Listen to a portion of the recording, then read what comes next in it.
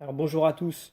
Aujourd'hui, nous allons faire le récit de saint Paul, évêque des Trois Châteaux, donc qui connut le martyre au commencement du 5e siècle. Né à Reims, en Champagne, de parents chrétiens et craignant Dieu, Paul donna de bonnes heures de marque de sa sainteté future. Il ne se livrait jamais tout entier aux amusements de son âge. Il était humble et obéissant. Il soulageait la misère des pauvres, selon ce petit pouvoir. Il fuyait soigneusement la compagnie des libertins, et comme Job, il renouvelait chaque jour le pacte qu'il avait fait avec ses yeux, de ne rien regarder qui pût allumer ses passions.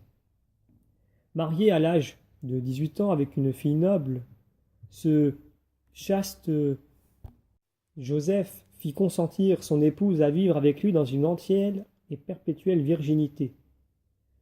Une irruption de barbares ayant jeté l'épouvante dans leur pays, nos deux jeunes colombes, pour éviter la cruauté de ces vautours, prennent la fuite et forment le projet de se retirer dans quelque solitude.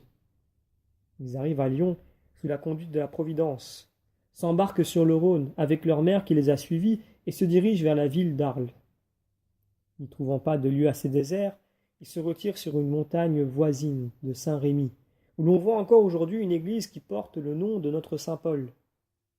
C'est là que Paul vécut, ignoré des hommes, connu seulement de Dieu et des anges. Pour gagner sa vie, celle de sa femme et de sa mère, il fut obligé de cultiver un champ, en qualité de serviteur à gages. Il pensait ensevelir sa vie dans cette obscure retraite, mais Dieu en avait disposé autrement.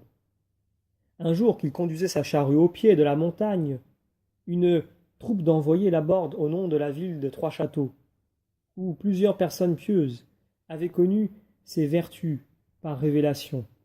Il lui demande son nom. « Je m'appelle Paul, répondit-il avec simplicité. Vous êtes donc celui que nous cherchons. Et pourquoi me cherchez-vous répondit-il. Pour vous apprendre que le peuple et le clergé de notre Église vous ont choisi pour leur évêque. Moi, pour leur évêque? Allez, mes amis, allez, je ne suis pas le Paul que vous cherchez. Ne voyez-vous pas que je ne suis qu'un pauvre laboureur? Nous savons ce que vous êtes. Nous savons aussi que Dieu vous destine à devenir notre premier pasteur. C'est vous que nous désirons, nous n'en voulons point d'autre. Paul ne peut croire ses oreilles. Tel Abdolonyme, surpris dans son jardin, qu'il sarclait près de Sidon, par les envoyés de Parménion qui lui offraient une couronne et un trône au nom d'Alexandre. Souriant de la prétendue méprise des envoyés, il prend la verge sèche et aride dont il se sert pour conduire ses bœufs et s'écrie en l'enfonçant dans la terre « Voyez-vous cette verge? Quand elle produira des feuilles et des fleurs, je vous crois. J'accepte l'offre que vous me faites. » Eh bien, Dieu le prit au mot. À l'instant, la verge se couvrit de verdure et de fleurs. Ce prodige comble de joie les envoyés, et d'étonnement Paul, qui adore la volonté divine et interdit, accepte par obéissance ce qu'il refusait par l'humilité. Informé de l'événement, sa vertueuse épouse bénit le Seigneur et se retira dans un monastère d'Arles, où elle mourut en odeur de sainteté. Pour lui, il fut reçu comme en triomphe, dans la ville de Trois Châteaux. Il se laissa, en tremblant, consacrer prêtre et évêque. Il passa la nuit suivante, dans la prière et les larmes, pour obtenir de Dieu la rémission de ses péchés, et un ange vint lui annoncer qu'ils étaient pardonnés. Ce saint évêque fit un bien immense à son peuple par ses instructions, et surtout par ses exemples de modestie, de foi, de charité. Il prit part au concile de Valence en 374, qui rétablit la discipline ecclésiastique dans cette province. On lit son nom parmi les autres pères du concile, à la fin des canons qu'ils y dressèrent, et de la lettre synodale qu'ils écrivirent au clergé de Fréjus, au sujet d'Accepte, évêque élu de cette ville. À son retour de ce concile, il confondit, par un prodige éclatant, la fourberie d'un juif qui lui réclamait une somme d'argent prêtée, disait-il, à Torca, prédécesseur de notre saint, et non remboursée. Pour découvrir la vérité, il se met en oraison. Et, plein de cette foi dont il ne faut qu'un grain pour transporter les montagnes, il s'approche du tombeau de saint Torca, revêtu de ses habits pontificaux, le touche de son bateau pastoral et lui commande, de la part de Dieu, de dire s'il a payé le juif ou non. Une voix répond du fond du sépulcre que le juif a été payé. Tout le monde cria au miracle, et l'on put distinguer la perfidie d'avec la loyauté. Ce saint évêque gouverna son église près de 40 ans et mourut au commencement du 5e siècle. Ces saintes reliques ont disparu, enlevées.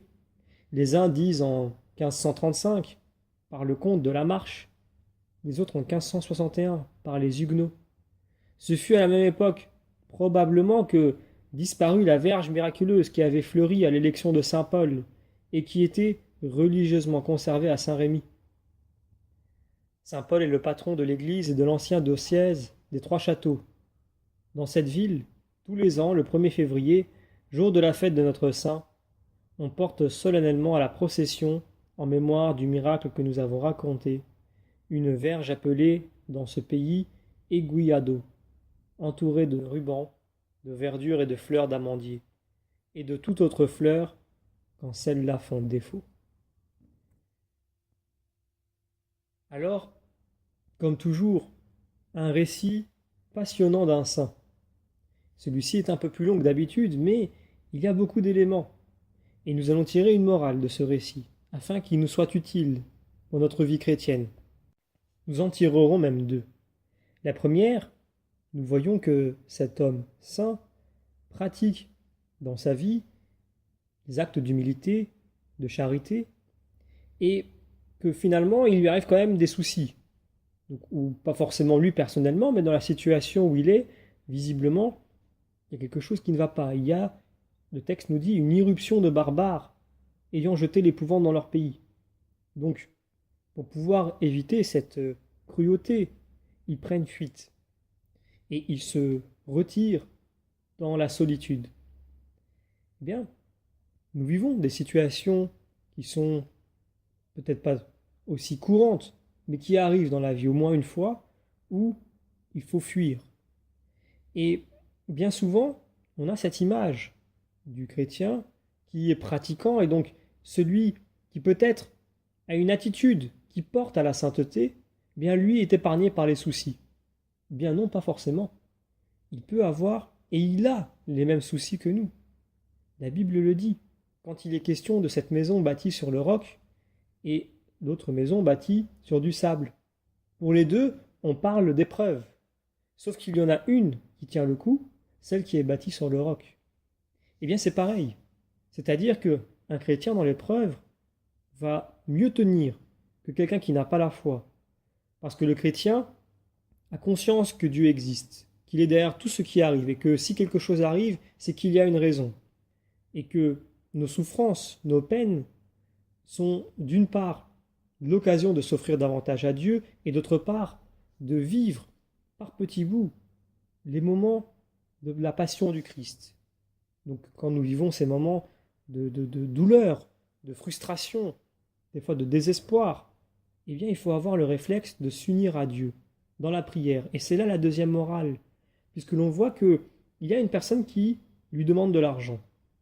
Et au lieu de rentrer dans des disputes, peut-être dans des insultes ou dans des insinuations, il se retire et il fait oraison.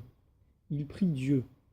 Donc dans cette situation qui mêle beaucoup de paramètres, à savoir le fait de ne pas blesser autrui, le fait de se sentir lésé, le fait de ne pas être tout à fait sûr de soi, comment réagir, pour ne pas avoir un mot trop haut, ou pour ne pas faire éclater une dispute pour trop peu de choses.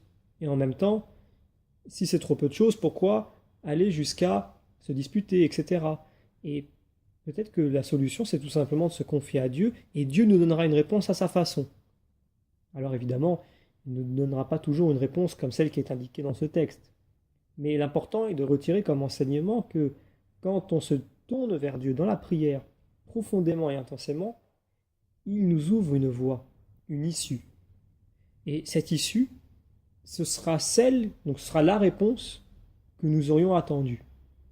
Et il vaut mieux dans ces situations où tout semble fermé, noir, sans issue, ne pas, je dirais, accuser le coup, mais plutôt tout simplement se tourner vers Dieu et voir ce que Dieu va nous proposer dans cette situation.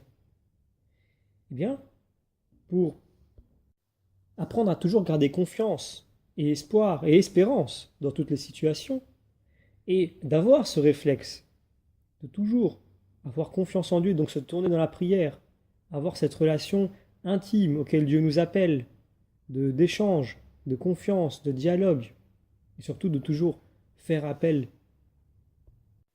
à Dieu comme à un Père à qui on aurait, de qui on aurait besoin d'aide, eh bien nous pouvons demander à Saint Paul, évêque de Trois-Châteaux, d'intercéder pour nous auprès du Seigneur, afin que toujours nous ayons cette grâce de ne jamais nous détourner de Dieu dans ces situations-là, et de ne jamais nous tourner vers nous-mêmes ou vers les voies sans issue, et de toujours nous tourner vers Dieu pour qui tout est possible.